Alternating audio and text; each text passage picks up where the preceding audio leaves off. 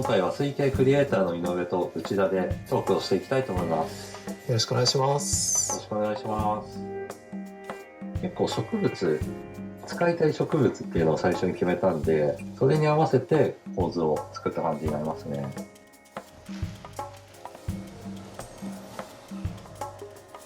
自分はなんか植物からこう作ってこうみたいな感覚で作ったことがそんなになくて、ある意味自分の中の挑戦っていうか修行っていうか、なるほど。なんか違う作り方してみようと思って。なんか私が勝手に思ったのは、井上さんはなんか最初にこう頭の中で描いた世界観に、先ほどの構図であったり水草をはめ込んでいく印象があって、今言った通りなんだけど、割と自分の世界観決めてから流木とか水草選んで魚も選んでってやるパターンがよくやってたかなと思ったんで、一回違うやり方やろうかなと思ってで、植物詳しいクリエイターの岩堀くんにいろいろ聞いたりとか、いい水草紹介してもらったりして、ちょっとね自分にない感覚で作ってみようかなってちょっと思って作りました。流木入れます。一番でかいやつでこれだな。は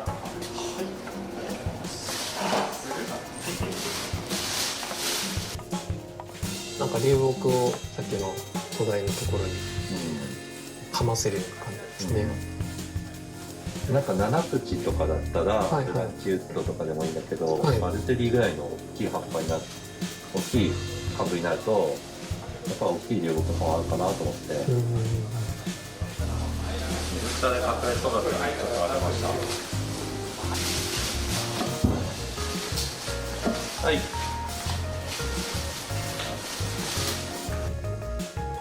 だいぶあれですよね、流木の手数が少ないというか、平面のこう流木を3本ですかね、これはそうそう。使ってるんですね。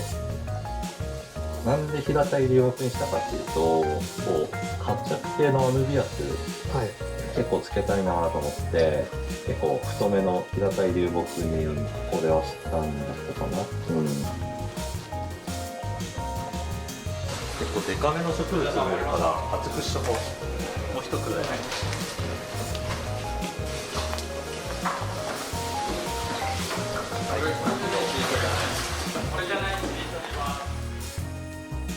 その時なんでそうしたかっていうと、アクアリウムの人たちって、はい結構構図が一番最初に来るかなと思って、自分もそういうタイプパターンも構図から決めていくパターンもあったりするんだけど、はいはい。パルダリウムとかああいうパルダやる人たち、そういう人たちって結構この植物使いたいから構図こうしようみたいな、なるほど。あるんじゃないかな。じゃあ感覚的にはアクアリウムなんですけど、パルダリウムよりのこのなんか考え方というか、コレクション性というか、こう植物を育てたい、見せたい、見たいからこの流木組み方をするっていう。そうそうそう。そのアプローチはすごくなんか新鮮ですね。流木につける感じ。ハスティフォリア。この時点でもだいぶあれですよね、水蒸葉がすごくしっかりした株ですね。いいの見つけたなーって思ってこれ使おう。これ使おう。根っこはでもそっちの流木の間とかにこう入れた方がいいと思う。そっち行かない。まかり込んでない。こっち入んないんですか。あとこのまんまでテララインで巻くか。こういうとこ、ここ。ウッドタイトだと。ウッドタイトでもいいよ。こっち進行方向ですよね。ここ。反転。逆にしちゃうとここで固まっちゃって普通になっちゃうからっていうのがあって、こんぐらいがいいんですよね。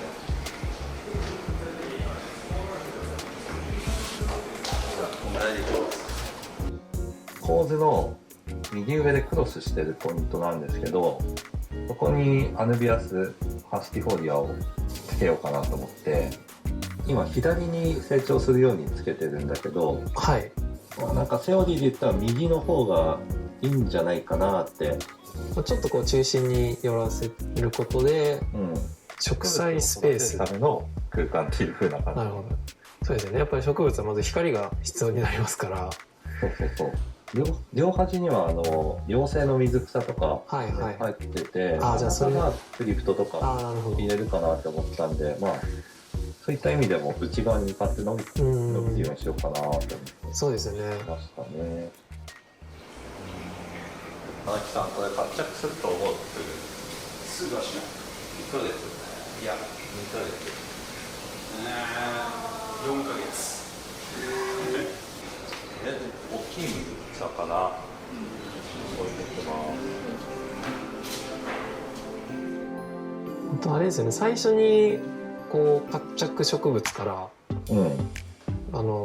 構図の次に作業を入れられてますけど、普通のネイチャーアクアリウムとかと活着は結構最後のバランス調整だったりすると思うんですよね。この水槽はそういう意味で最初にもうアヌビアスとかブセアランドラも足してしまってるんで、やっぱ水草第一優先なんで、影がどこにできるか。ああ、なるほど。はいはいはいはい。大きいじゃん全部。ああ、そうですよね。だからその下に正か陽性かみたいなのでやったのかなと思うんだけど、いや、だいぶ流木の時よりもやっぱり影が落ちてますよね。こういうアヌビアスの下とか流木とポニアの下なんてかなり。そうですよね。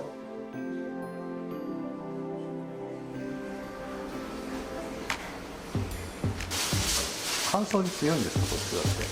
意外と乾燥強いです。根っこに水入んない方がいいんですよね。ああ、わかりました。陸上植物だからね。切ってあげればいいよ、こんなんすごいパリパリしてるんだけど大丈夫かな。ここに水蓄えてるから大丈夫。そうフレッシュじゃん。ほらだんだんこっち若いの。なんかすごいこっちみずみずしいでしょ。はい。もう花がモス巻いてからそれで。はい。わかりました。ありがとうございます。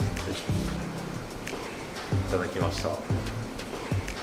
ヘラテープつけた。ちょっと即興的な即興で、はい。ゲットしましたみたいな。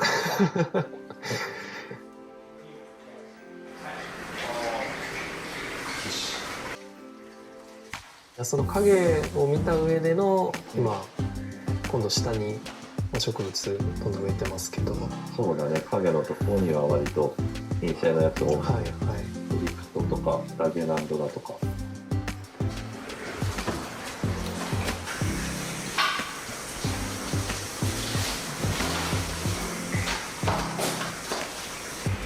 なんで悩んでるかっていうと、俺はこの植物を使いたいっていう感じでやってるんで、やっぱそういう気持ちで作ると悩んでる。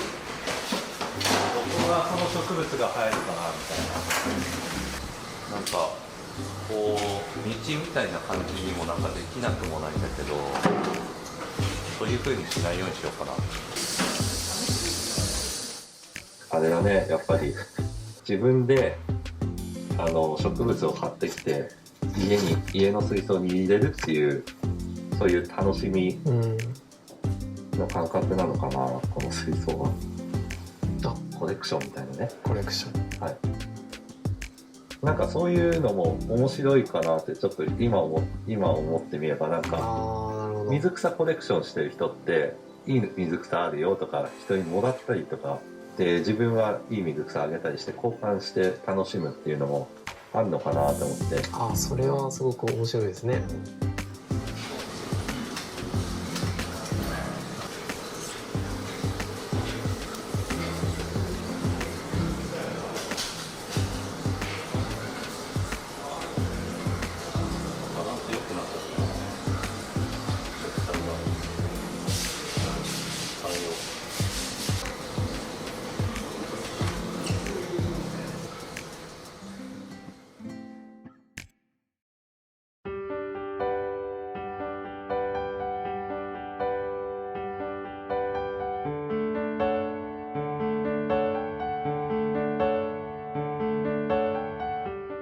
真ん中のちょっとグリーンなラゲナンドだとか、はいはい、クリプトのバランサーかな、結構手前とかに出てきてんだけど、この状態で。なんかちょっと切りたいかなと思ったんでね、真ん中にドンってあるから。そうですよね。そこで切るっていう判断をしなかったわけですよね。そうそう。普通だったら、やっぱ切るんだけど、はい。もう一回自分の最初の構想段階のところに戻って、水草をこう育てる水槽みたいな風にしたかったんで、なんかそういう見た目だけで切るのってどうなのかなと思って、そこは、まあ、写真写りはちょっと悪くなるかもしれないんだけど、残しましたね。これだけの植物が、その、石とか木であまり仕切られない状態で植わってると、やっぱり初期はまだいいんですけど、2、3ヶ月、半年、1年経ってくると、どうしてもやっぱり植栽エリアから外れてってどんどん混ざり合ってくるんですよね。そのエリアに留めようとすると、なんか水形としてすごくこう弱い印象になりやすくて、井上さんの水槽はすごくそれがあるんですけど、この水槽は。この水槽以外も。そういう意味で、そこはあえてこうちょっと水草の勢い任せてみようかなっていうところの判断。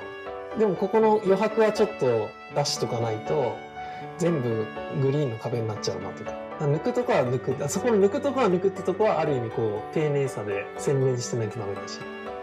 雑ではないんですよ。なんかそこのバランス。あとね、じゃあ言い忘れてたね。結構真ん中らへん、陰性水草とか植えてるのと流木あるので暗くなってるんですけど、まあ、そのあたりになんか魚、そこら辺に溜まる魚とか入れたら結構魚も引き立つかなって、なんか面白いかなと思ってネオンドラフレインボーを入れたんですけど、もうベストマッチかなって思うんだよね。なんか、かなりマッチしてたな。やっぱ暗いところにこうキラキラしたこう明るく派手なお魚を泳いでるから、よりこうシルエットが引き立つってことなんじゃないですかね。なんかこう魚の輪郭というかこうボディがキラキラと。この無作為な感じは良かったかなって思うかな、やっぱり。